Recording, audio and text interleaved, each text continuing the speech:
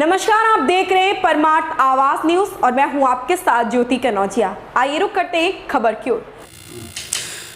नमस्कार, आप देख रहे हैं परमार्थ आवाज और मैं हूं आपके साथ पत्रकार अखिलेश कुमार यादव। इस वक्त हम मौजूद हैं प्रयागराज जिला के नगर पंचायत सिरसा वार्ड नंबर 7 में। जो नगर पंचायत सिरसा के अध्यक्ष प्रत्याशी कल्लू सोनकर जी हैं। आज हम कल्लू सोनकर जी से कुछ राजनीति मुद्दों को लेकर बात करेंगे। आखिर किन एजेंडों पे ये चुनाव लड़ रहे हैं, क्या वजह है इन्हें राजनीति में आने का। तो चलिए हम चलते हैं कल्लू सोनकर जी के पास और आपका उनसे परिचय करवाते हैं और उनसे राजनीति मुद्दों को लेकर बात करते हैं। नमस्कार सोनकर जी। नमस्ते। सबसे पहले आप हमारे दर्शकों को अपना परिचय दीजिए। देखिए, मैं कल्लू सोनकर हूँ।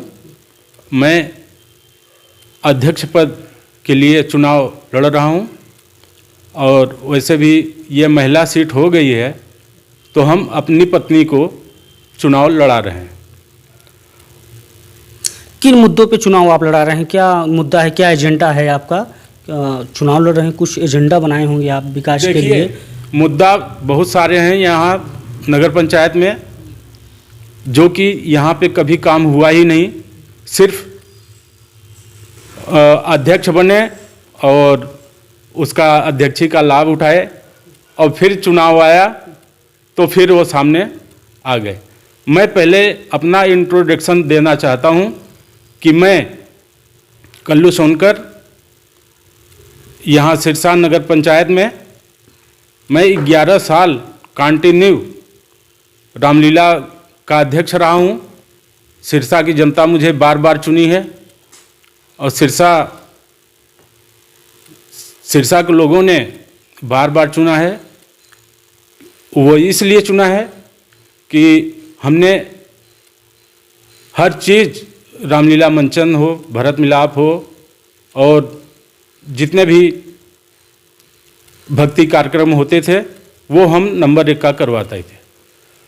अब मैं पिछले 2 साल से मैं अध्यक्ष पद को नमस्कार कर लिया हूँ, त्याग पत्र दे दिया हूँ कि अब जो नए अध्यक्ष आए, नए बच्चे आए, वो अपना सही रामलीला का मंचन करवा सकें, इसलिए मैंने त्याग पत्र दे दिया है। अब उसके बाद में क्या हुआ कि अब वहाँ की जनता हमें ये कह रही है कि आप चुनाव लड़िए नगर पंचायत सिरसा का अध्यक्षी का।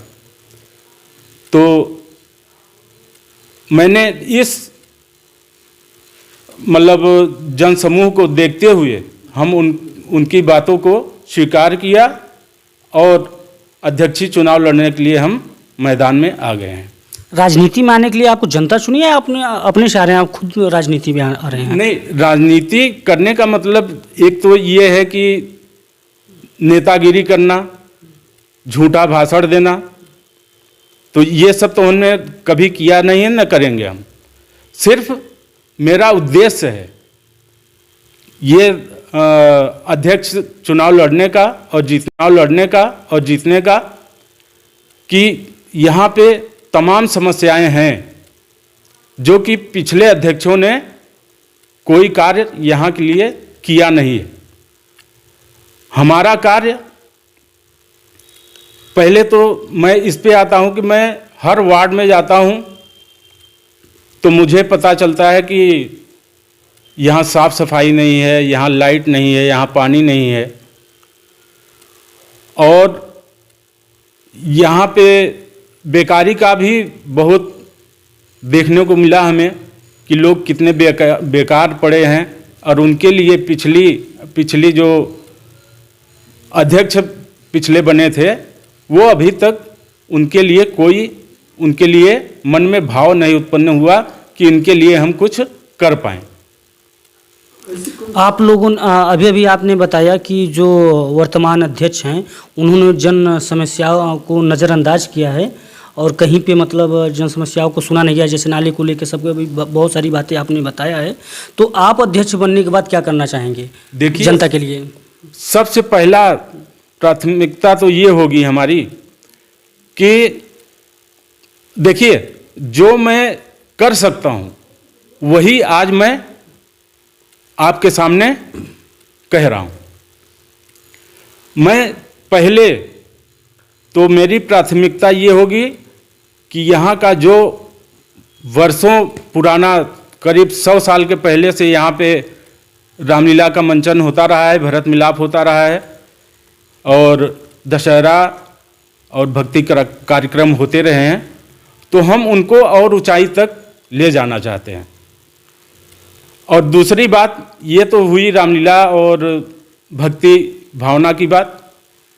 अब यहाँ पे कार्य समस्या ये होगी कि यहाँ पे हमें बहुत अपाहिज बच्चे मिले हैं जिनके जो उनके माता पिता हैं और घर वाले हैं, तो मुझसे उन्होंने कहा कि अध्यक्ष जी, हमारा लड़का इतने दिन से अपाहिज है, ये कुछ कर नहीं पाता, कम से कम किसी का उम्र 10 साल है, 12 साल है, 8 साल है, तो उनके लिए